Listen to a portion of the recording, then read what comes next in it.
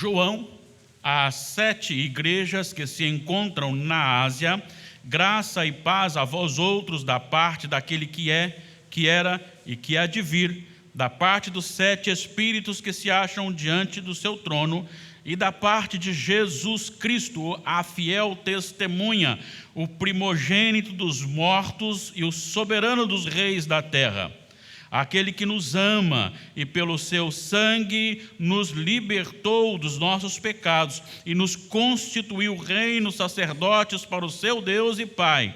A ele a glória e o domínio pelos séculos dos séculos. Amém. Eis que vem com as nuvens, e todo olho o verá, até quantos ultrapassaram, e todas as tribos da terra se lamentarão sobre ele. Certamente. Amém. Eu sou o Alfa e o Ômega, diz o Senhor Deus, aquele que é, que era e que há de vir, o Todo-Poderoso. Que o Senhor nos abençoe, nos ilumine, nos direcione em todos os atos desta meditação, desta exposição das Sagradas Escrituras. Quero falar hoje sobre a segurança da igreja em Jesus. A instabilidade abala as emoções e ameaça a paz. Isto é real. Construir uma casa sobre a rocha é muito mais seguro do que construí-la sobre a areia. Sair numa longa viagem num automóvel em perfeito estado é muito mais seguro do que viajar numa bicicleta em mau estado. Submeter-se a uma cirurgia com um médico experiente, bem conceituado, é bem mais seguro do que submeter-se a uma cirurgia com um mecânico. Viajar num avião com um piloto com experiência é muito mais seguro do que com alguém que não sabe pilotar. O nosso estado depende daquilo que está guiando a nossa história. Vivemos num mundo instável, a política é instável, pessoas são instáveis. Quando lançamos no outro a nossa dependência, nos frustramos. Quantos casamentos sofrem quando um cônjuge depende demais do outro? Não estou falando da interdependência, estou dizendo no sentido de realizações, de operações. E aquele outro morre e a pessoa fica sem saber o que fazer, fica perdida. Por quê? Porque ela não operava junto, ela era muito dependente da outra pessoa. Então, isso tudo traz insegurança para a nossa vida. Apocalipse é escrito para trazer segurança à igreja. Apocalipse é trazido para avivar a esperança da igreja, para alegrar-nos na presença do Senhor. E João, ele vai transcrevendo aquilo que o Senhor Jesus vai mandando. O autor principal é o Senhor Jesus. E João vai relatando aquilo que o Senhor vai colocando na sua vida e no seu coração. E ele vai escrevendo.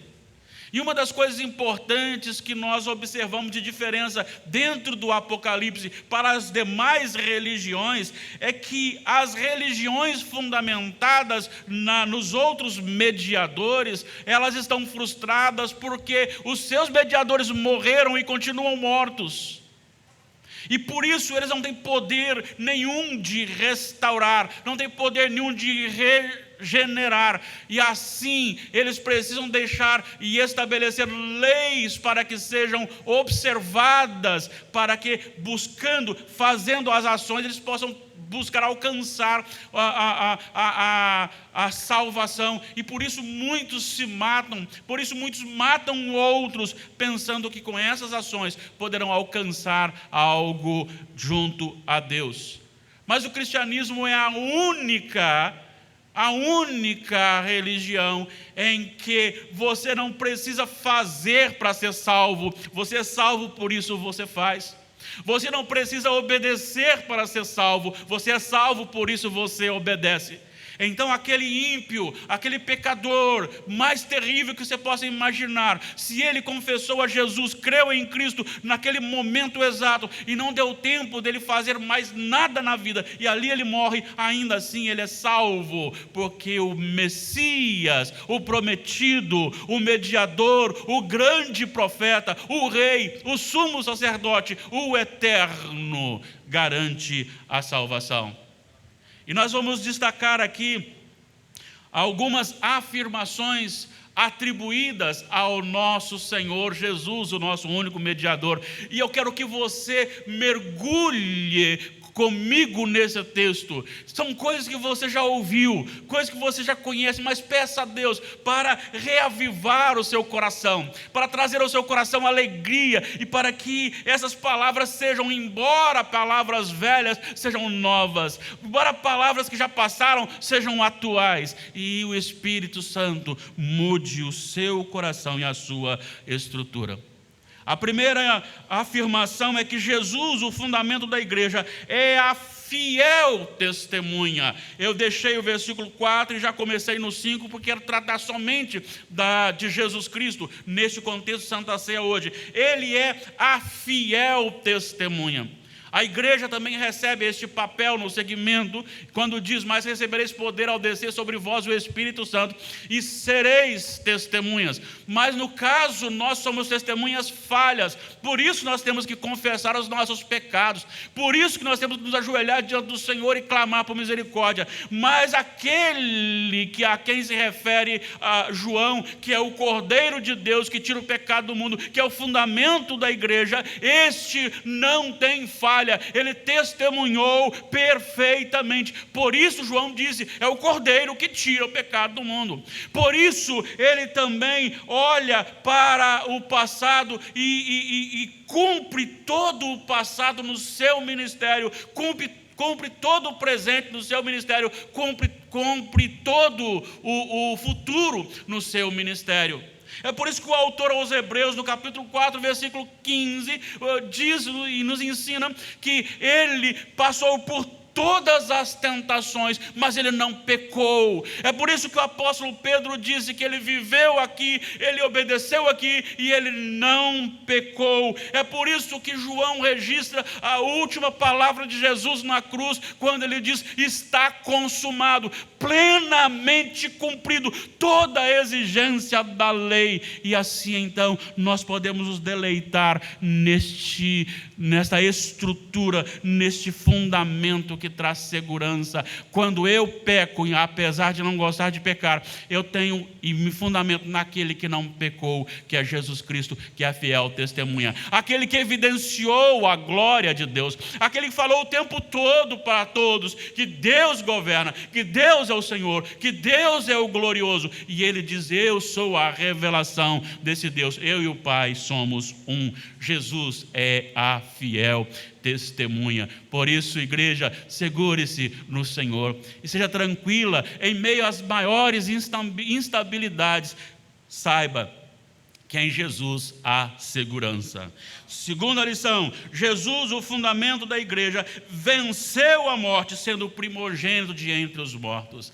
Isso é maravilhoso. Quantas vezes somos assolados pela morte na nossa família ou no nosso círculo de amizade? Quantas vezes alguém que nós conhecemos é chamado, a sua vida é ceifada? Isso mexe com a nossa emoção, isso esmaga o nosso coração. Nós ficamos emocionalmente abalados, nós choramos, nós entristecemos. Mas para nós que estamos em Jesus Cristo, sabemos que a morte é apenas mais um estágio na história, porque há a garantia da ressurreição. E a garantia da ressurreição não é porque você obedeceu o Senhor até agora, não é porque eu obedeci a Jesus até agora, não é porque nos reunimos aqui em nome de Jesus agora, mas é porque o Senhor da igreja, o fundamento da igreja, não permaneceu no pecado, na morte, mas ele ressuscitou. Ele é o primogênito de entre os mortos.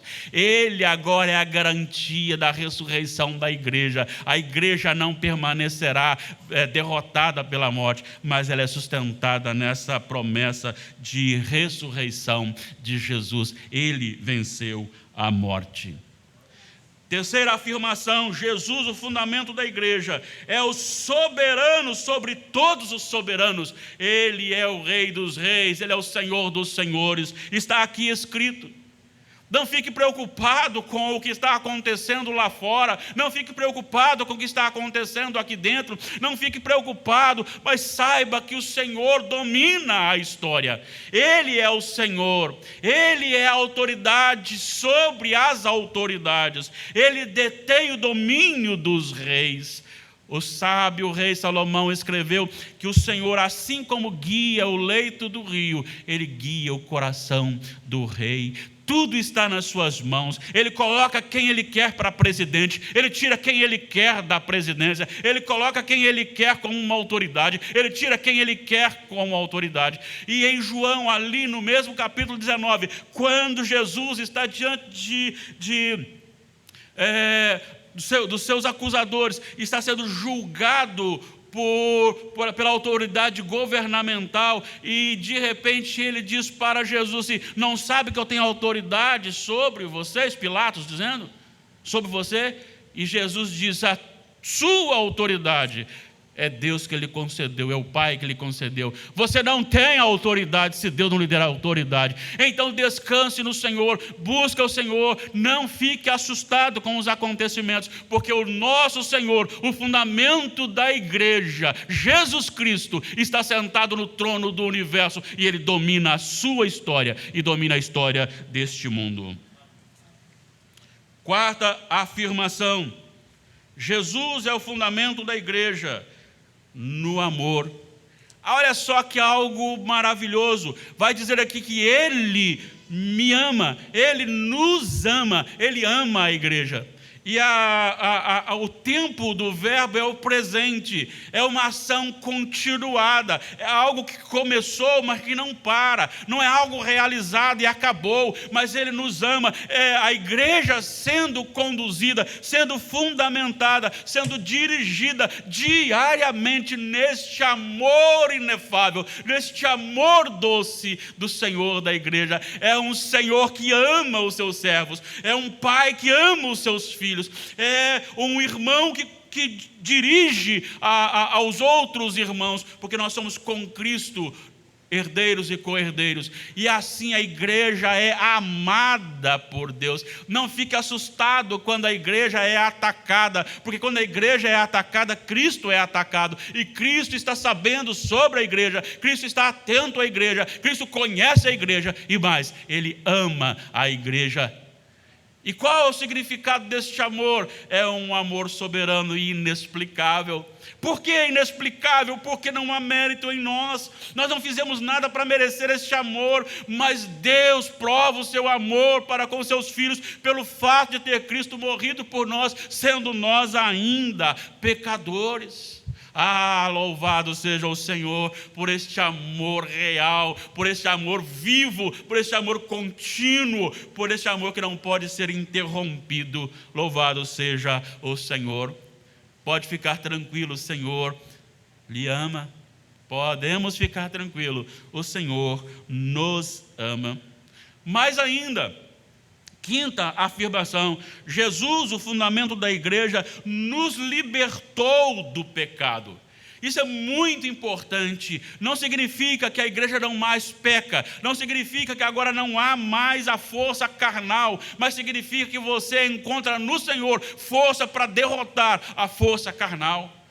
Você consegue no Senhor alcançar a habilidade para fazer morrer a sua natureza terrena. À medida que você se enche do Espírito, à medida que as coisas do céu tomam conta do seu coração, automaticamente você vai matando as coisas carnais, e coisas novas vão surgindo. E a maior bênção é que o pecado não tem mais força para condenar você à perdição. Não há mais poder condenativo do pecado para os eleitos de Deus. Por quê? Porque Jesus nos libertou do pecado.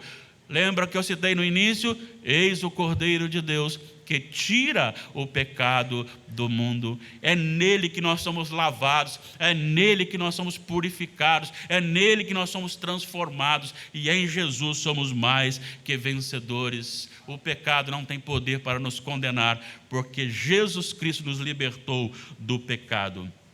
Sexta afirmação: Jesus, o fundamento da igreja, faz o seu reino do seu reino. Ele nos torna como príncipes, ele nos coloca na família real. Nós somos adotados, inseridos, mas não somos inseridos como alguém que vai ter menos direitos, pelo contrário, os mesmos direitos de uma família real. Nós estamos no Senhor, reinando sobre a face da terra, e principalmente aquelas almas que morreram no Senhor, reinam com Jesus na eternidade, no céu, enquanto aguarda o momento da ressurreição. Ninguém pode derrotar a igreja do Senhor Jesus. Ela está fundamentada no Rei Supremo que nos fez príncipes. Ela está fundamentada naquele que nos tornou família real. 1 de Pedro, capítulo 2, versículo 9. Ele nos fez reinos. Mas também, além de reino, ele nos fez também sacerdotes. Isso aqui é muito maravilhoso, porque enquanto no Antigo Testamento eu precisava de um sacerdote, um sumo sacerdote, eu ia até aquele, e aquele ia até Deus por mim, e ele passava por uma purificação. Agora eu posso falar com Deus, eu posso orar ao Pai, eu posso me dirigir ao Todo-Poderoso, eu posso falar diretamente àquele que criou todas as coisas, só usar a mediação de Jesus, o nome de Jesus. Eu posso falar com o Senhor, eu posso interceder pelo meu irmão, eu posso levar a Deus as minhas pendências e levar a Deus também a necessidade do meu irmão. Eu agora sou aquele que fui colocado por Jesus e em Jesus, com um relacionamento íntimo com Deus, não como um direito real simplesmente, mas agora como um direito de conversar com o Senhor, de falar com o Todo-Poderoso, de falar com aquele que domina a história, de falar com aquele que domina o vento, de falar com aquele que domina o clima, de falar com aquele que domina as águas, de falar com aquele que domina o mal, aquele que domina a vida, aquele que está em todo lugar, em todo tempo, com tudo sob controle. As pessoas se levantam, os reinos se levantam, as autoridades se levantam e dizem: não queremos o Senhor, queremos banheiro para qualquer pessoa que quiser entrar ali para usar do mesmo jeito. Não queremos Deus na escola, não queremos Deus na sociedade, não queremos Deus em lugar nenhum. Zomba deles o Senhor, porque o nosso Deus, Ele é Senhor absoluto, Ele domina sobre tudo e nos colocou e nos chamou para estar fundamentados nesta terra. E em quem o Senhor põe a mão, ninguém pode tocar, a não ser que haja propósito dEle. A igreja não será destruída. Nunca, nunca. Mas eu preciso ser igreja. Eu preciso ser igreja. Mas também nós temos ainda uma oitava afirmação, porque eu falei a sexta do reinado e falei a sétima do sacerdócio. Nós temos também Jesus, o fundamento da igreja, voltará visivelmente para juízo consumado. As pessoas estão enganadas, pensando que isso não vai acontecer. Tem muitos crentes pensando que isso não vai acontecer. Tem muitas pessoas brincando ou dormindo pensando que isso não vai acontecer. Mas aqui está escrito, além de tudo que nós já falamos, também está escrito que todo olho o verá. O fundamento da igreja virá para ministrar o seu juízo sobre os inimigos dele, que assola a igreja. Aqueles que estão zombando serão sim alvo do juízo de Deus, e todo olho o verá, todo mundo se curvará diante dele, porque o Senhor é justo, e chega um tempo do limite da sua ira, quando ele então voltará, e voltará uma última vez para juízo, para ministrar juízo. Diz o texto que as nações lamentarão, mas se não se converter agora, significa que vai lamentar tarde demais, porque ele virá como um juiz. Hoje vemos as pessoas morrendo por causa do evangelho, De vez em quando ouvimos em países vizinhos pessoas sendo executadas por causa de Jesus Cristo. Temos visto próximos a nós pessoas perdendo o emprego por causa de Jesus Cristo. Nós tivemos o envolvimento do conselho com uma família bem próxima, no sertão nordestino, que a família se converteu, e quando a mulher chegou na casa da patroa, feliz da vida, e disse: achei Jesus, eu sirvo a Jesus agora. Ela disse: eu odeio crente, está despedida. Não importa, Deus não perdeu o controle, Ele está vendo isto. E essa pessoa, se não se converter, terá que se curvar diante do juízo do Senhor, porque essa pessoa também verá o retorno do Senhor, todo olho o verá. E diz a palavra em Apocalipse, mais no final do livro, que o Senhor tem livros, e Ele registra todos os feitos de todas as pessoas, e cada um será julgado segundo as suas obras. Tem uma obra que está lá no livro da minha vida. Entre os livros está lá Everson Ferreira, nascido em 29 de janeiro de 1969, está lá, achado por Cristo. A partir dali, Cristo passa a ser a minha história, a minha vida, e esta é a minha segurança. Se você quer fugir da ira vindoura, não existe outro lugar, outro meio, só em Jesus. E eu encerro as afirmações dizendo que Jesus, o fundamento da igreja, é de eternidade a eternidade. Ele é eterno. Fique tranquilo, as chibatadas não puderam contê-lo, derrotá-lo. Até mesmo a encarnação não pôde conter o Senhor. Os inimigos não puderam derrotar o Senhor, nem a morte segurá-lo. Porque o nosso fundamento, o nosso mediador, aquele a quem celebramos nesta noite, aquele a quem nos curvamos em adoração, aquele a quem cultuaremos ao alimentarmos simbolicamente do seu corpo e do seu sangue, através do pão e do cálice, como meio de graça para a nossa vida. Este é de eternidade a eternidade. Eu sou o alfa e o ômega, o princípio e o fim. Apesar de Jesus ter nascido e iniciado Jesus, mas o Cristo, Ele é de eternidade a eternidade, e Ele é o fundamento da igreja. Louvado, bendito seja o Senhor. O homem é temporal, mas o Senhor da igreja é eterno. Glórias ao nosso Deus. E eu resumo a nossa conclusão da seguinte forma: não há maior segurança do que esta, há de saber que a igreja está fundamentada em Jesus Cristo. Em Jesus a igreja é justificada, pois anda e se apresenta diante de Deus na pessoa de Jesus, a testemunha fiel.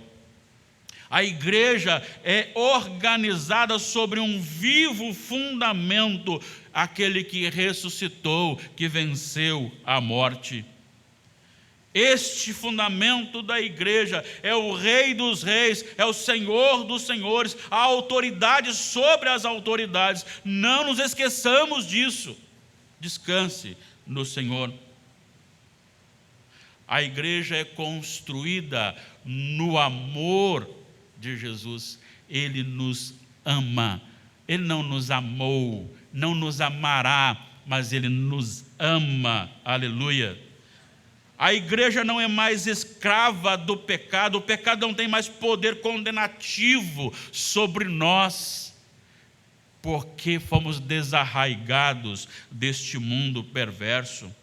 Fomos salvos com um propósito de sermos colocados como príncipes, como reinos de Deus, feitos sacerdotes para Deus, para a glória do Senhor. Todos os ataques sofridos por causa de Jesus serão punidos. a justiça virá e todo olho o verá. A igreja é fundamentada no fundamento que domina a eternidade.